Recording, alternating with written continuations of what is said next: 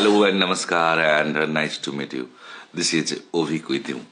প্রত্যেককে জানাই শুভ নববর্ষ, বাংলায় বলে তো হ্যাপি নিউ ইয়ার। প্রত্যেকের নতুন বছরটা ভীষণ ভীষণ ভীষণ ভালো কাটুক।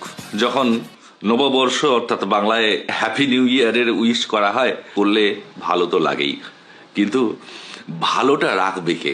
শ্রীরামকৃষ্ণদেব একবার গল্প করছিলেন যে এক গাছে একটা পাখি বাস করত, সে তার বাসায় কিছু ডিম পেড়েছে। তো একদিন ঝড়ের ফলে ডিমগুলো সমুদ্রে পড়ে গেল। পাখিটি সমুদ্রকে কাকুতি মিনতি করলো, আমার বাচ্চা আমার ডিমগুলোকে ফেরত দাও। কিন্তু সমুদ্র পাত্তাই দিল না। কোথাকার কে পাখি। পাখিটি রেগে গিয়ে কি করলো, বললো ঠিক আছে, আমি চুমুক দিয়ে দিয়ে সমুদ্রটাকে শুকিয়ে ফেলবো এবং আমার ডিমগুলোকে উদ্ধার করব।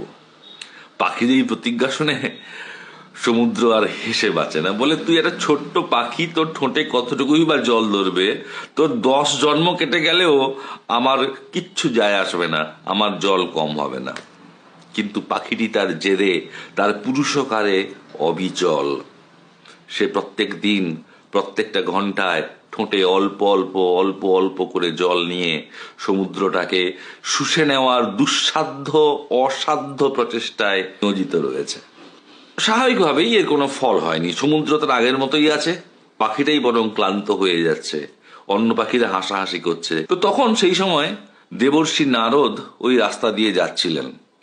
তিনি কাণ্ড দেখে সবটা বুঝলেন এবং পাখিদের রাজা গরুড়কে বললেন যে তুমি কেমন রাজা হে? তোমার শিষ্য পাখিটা আর ডিম সমুদ্র চুরি করে নিয়েছে বলে সে সমুদ্রকে শুষে নিতে চাইছে, কিন্তু সেই ছোট্ট পাখিটার সে ক্ষমতাও নেই, সামর্থ্যও নেই। কিন্তু পাখিটা 100% চেষ্টা করে যাচ্ছে, হয়তোবা এইভাবে পাখিটা মরেই যাবে। আর তুমি গরুর, পাখিদের রাজা, তুমি কিছু করবে না? তোমার কোনো দায়িত্ব নেই তোমার প্রজার প্রতি? তখন গরুড় রেগে মেগে সমুদ্রের কাছে এসে বলল যে এবারে কিন্তু আমি আমার বিশাল ডানার ঝাপটায় সমুদ্রকে অশান্ত করে তুলব, সমুদ্রকে শুষে নেব। এবারে সমুদ্র ভয় পেল এবং পাখিকে তার ডিমগুলো ফেরত দিয়ে দিল। অর্থাৎ বন্ধুরা, এখান থেকে আমরা এই মরাল অফ দ্য স্টোরিতে, ইংরেজিতে বললে নীতিবাক্যে আমরা পৌঁছতে পারি। আমাদের উদ্যোগ, আমাদের প্রচেষ্টা, আমাদের সিনসিয়ারিটি দেখার পরে obviously god will help us. কিন্তু শুধু যদি গডের অপেক্ষায় বসে থাকি, না। বন্যা হয়েছে, বন্যাতে সবার বাড়ি ভেসে গেছে, সবাই যে যার নিরাপদ স্থানে চলে গেছে। তো এক ধার্মিক মানুষ সে চুপচাপ বসে আছে, সে নড়েও না চড়েও না, তার ঘর দোর সব জলে ভেসে গেছে। সে একটা গাছের মগডালে শেষমেশ আশ্রয় খুঁজে পেল এবং সেখান থেকে সে ঈশ্বরকে ডাকতে লাগলো, ঈশ্বর আমাকে বাঁচাও, আমি তোমার এত বড় ভক্ত আর তুমি কিনা আমাকে বাঁচাচ্ছ না। তো এরপরে যেমনটা হয়, বন্যা দেখতে আর কি, মানে বন্যা এনজয় করতে মন্ত্রীরা আসেন। তারা হেলিকপ্টার থেকে মানুষের যন্ত্রণা দেখে, ইংরেজিতে বললে দুঃখ, বাংলায় বললে মজা পান। হেলিকপ্টার থেকে মন্ত্রীমশাই দেখতে পেলেন যে এরকম একটা লোক চারিদিক বন্যায় ভেসে গেছে, আর একটা লোক একা সেই গাছের মগ ডালে বসে রয়েছে। তো মন্ত্রীযন্ত্রী মানুষ হলেও মাঝে মধ্যে যাকে বলে ইংরেজিতে দয়া হয়। তো দয়া হলো, তিনি পাইলটকে বললেন যে হেলিকপ্টারটা ওই লোকটার কাছে নিয়ে চলো, তারপরে দড়ি ফেলে দাও, যাতে করে ওই দড়িটা বেয়ে সে হেলিকপ্টারে উঠে আসতে পারে। পাইলটও তাই করলো, হেলিকপ্টার লোকটির কাছে গেল, কিন্তু লোকটি উঠলো না। কেন না? তার স্থির বিশ্বাস, যেহেতু সে একজন ঈশ্বরের প্রকৃত সাধক, ঈশ্বরই তাকে বাঁচাবেন। ওসব হেলিকপ্টার ওই সব ফালতু জিনিসে আমি নেই। লোকটা হেলিকপ্টারে উঠতে অস্বীকার করলো। এরপর হেলিকপ্টারটা ফিরে গেল এবং রাত্রে আবারও প্রবল ঝড় ঝঞ্ঝা হলো এবং ভোরবেলা দেখা গেল লোকটি ডুবে মরে পড়ে আছে। এরপরে লোকটি মরে যাওয়ার পরে সে স্বর্গে বা নরকে যেখানেই হোক কোথাও একটা গেছে। যাওয়ার পরেই সে গডকে একদম ওপেন চ্যালেঞ্জ করছে যে আমি তোমার এত বড় ভক্ত আর তুমি কিনা আমাকে উদ্ধার করতে পাঠালে না? তোমার নাকি দেবদূত রয়েছে, ভক্তদের তুমি রক্ষা করো, কোথায়? আমার বেলায় তো কিছু হলো না।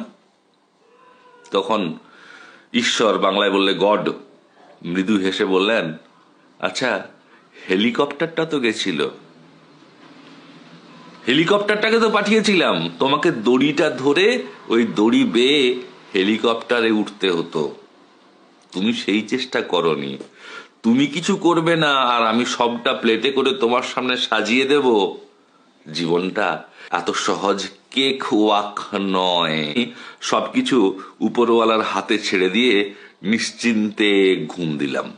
তাহলে কি আমরা ভালো থাকবো? ফ্রি উইল, অর্থাৎ আমরা কিভাবে চলবো, আমরা ভালো থাকবো না খারাপ থাকবো, তার সম্পূর্ণ দায়ভার আমাদের ওপরে বা আমাদের কাজের ওপরে। আমরা নিজেদেরকে যেমন ভাবে রাখবো সেরকম থাকবো। আমাদের শরীরের সবার উপরের অংশ রয়েছে, ঈশ্বর দিয়েছেন মাথা।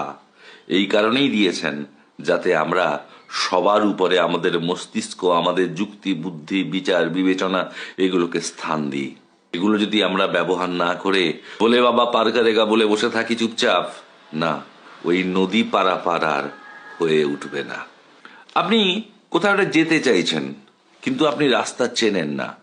আপনি রাস্তা জানেন না বলে যদি না যান, বাড়ি থেকে না বেরোন, কোনোদিন কিন্তু সেই গন্তব্যে পৌঁছতে পারবেন না।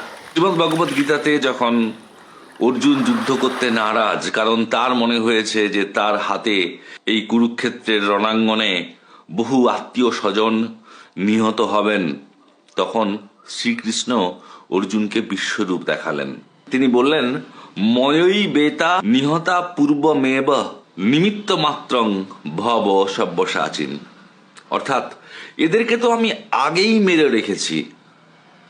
অর্জুন, তুমি হচ্ছ নিমিত্ত মাত্র। স্বামী বিবেকানন্দ যে ধারণাকে সব থেকে বেশি ঘৃণা করতেন সেটাকে বলা হয় বাংলাতে ফ্যাটালিজম, ইংরেজিতে নিয়তির উপরে ভরসা, ভাগ্যের উপরে ভরসা।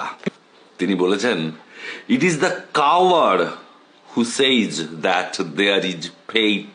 নিয়তির দোহাই তারাই দেয় যারা আসলে ভীতু, কাপুরুষ, শক্তিহীন এবং অলস ব্যক্তি। আমার ভবিষ্যৎ আমার হাতে।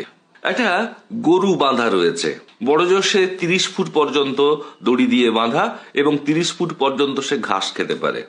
গরুকে কিন্তু আগে ওই 30 ফুট পর্যন্ত ঘাস খেতে হবে, তারপরে গরুটি ধীরে ধীরে বুঝতে পারবে এর বাইরে আরো অনেক ঘাস রয়েছে, এবং ওই যে 30 ফুট অব্দি তার বৃত্ত পর্যন্ত সে বারে বারে যাচ্ছে, এর ফলে গরু বাঁধার যে খোঁটাটা সেটা আলগা হবে এবং সে তার নির্ধারিত বৃত্তের বাইরে গিয়ে সারা মাঠের ঘাস খেয়ে বেড়াবে। অর্থাৎ আমাদের জীবনের ভালো মন্দের পেছনে দায়ী কিন্তু আমি বা আপনি, আমাদের কর্মফল। বিবেকানন্দ বলছেন, it is the strong man who stands up and says I will change my life. পুরুষকারের কথা বলা হচ্ছে। আপনি যদি চেষ্টা না করেন, না, ঈশ্বর আপনার সহায় হবেন না। God's help those who helps themselves.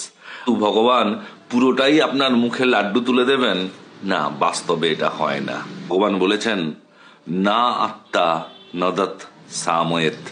নিজেকে কখনো দুর্বল বা অবসন্ন ভেবে শুধু ঈশ্বরের কৃপা প্রার্থী হলে ঈশ্বরকে পাওয়া যায় না। বন্ধুরা, আবারও সবাইকে শুভ নববর্ষের প্রীতি, শুভেচ্ছা, এবং আমার ভিডিওগুলো যারা দেখেন তাদের প্রত্যেককে কৃতজ্ঞতা জানিয়ে একটা ভালো বছর কামনা করে শেষে এটুকুই বলতে চাই, আগে নিজেকে ভালো রাখুন, ভালো থাকুন, সুখে থাকুন, পাশে থাকুন। নমস্কার।